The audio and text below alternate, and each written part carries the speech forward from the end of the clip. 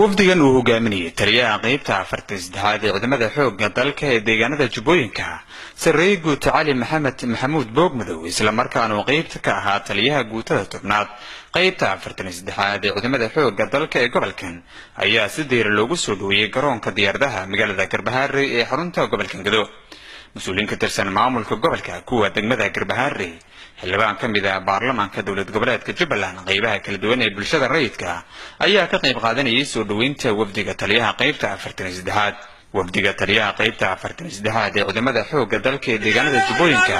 أيها سلام شرف حقك وطبيعا كوا ترسان عدماء حوق دلك أيكوا أمسهم ولودي يسود وينت وفدك تليها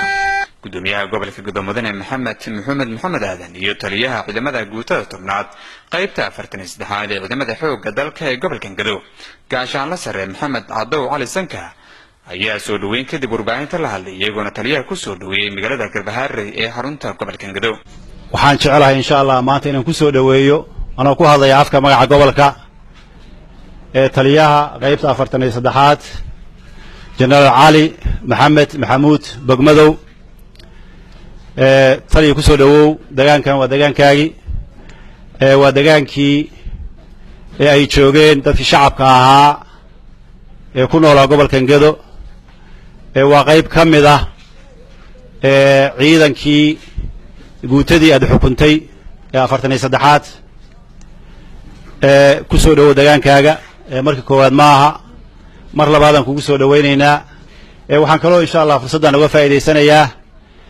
inaan tacsi u diro ciidankii maalweeyta nooga dhintay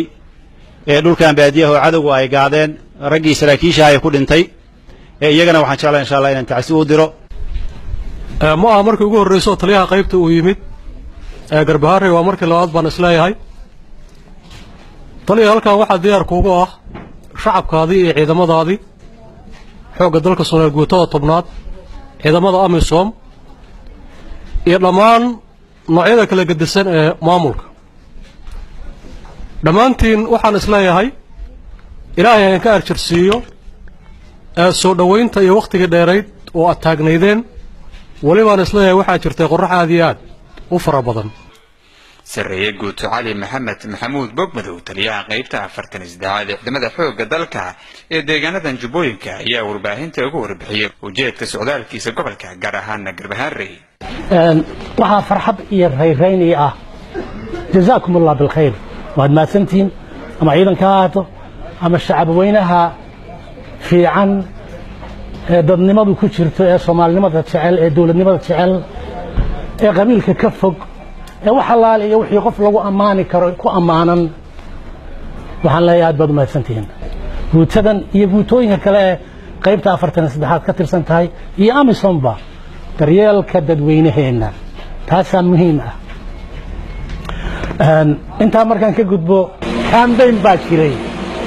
oo anigu aan galay ah war halkee la degaa wax badan baan eegay dalada deegaanba way fiican yihiin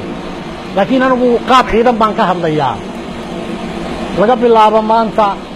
si ku meel gaad ah marka taliskaygu uu yimaado yaan si fiican u sharxi doonaa laakiin laga bilaabo maanta si ku meel gaad ah taliskii qaybta 43aad waxaan u soo wareejiyay Garbaharre waxa iman doono oo isoo raaci doona waaxyihii taliska qaybta oo halkan iman doona insha Allah oo meelay degaan iyo xafiisyo ay noo samayn doono waa markii labaad uu soo gaaray taliyaha qaybta 43aad Sarreeye Guuto Cali Maxamuud Boogmadow tani intii loo magacaabay qaybtan 43aad ee ciidamada xoogga dalka